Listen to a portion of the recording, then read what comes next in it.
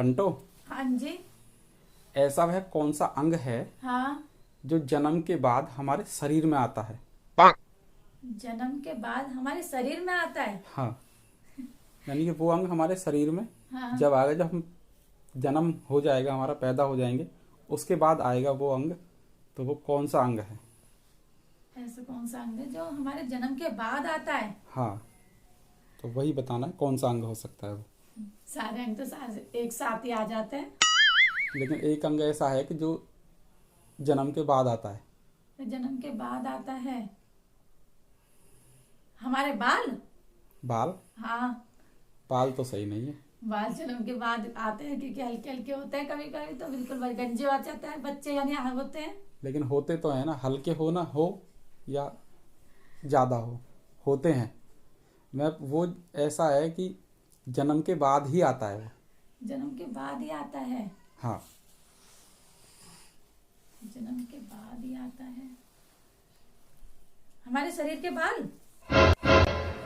शरीर के बाल? हाँ, जब बचपन में जब पैदा होते हैं जब नहीं होते, बड़े होके होते हैं वो।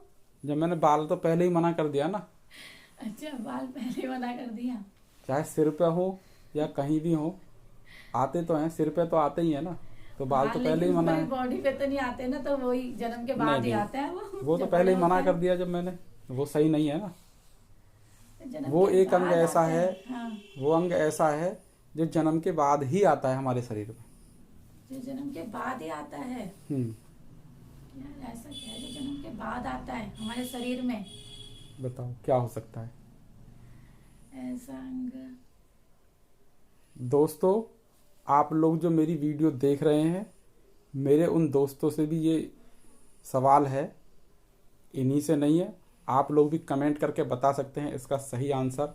ऐसा वह कौन सा अंग है जो जन्म के बाद आता है हमारे शरीर में? तो जल्दी से कमेंट करो और बताओ। आपके जो प्यारा सा कमेंट है उसका इंतज़ार रहेगा। और आप बताओ अगर आपको कुछ समझ में आ रहा है तो।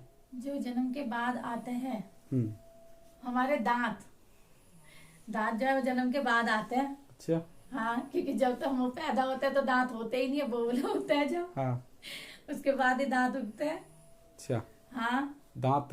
हम्म। तो दांत तुम्हारा सही जवाब है।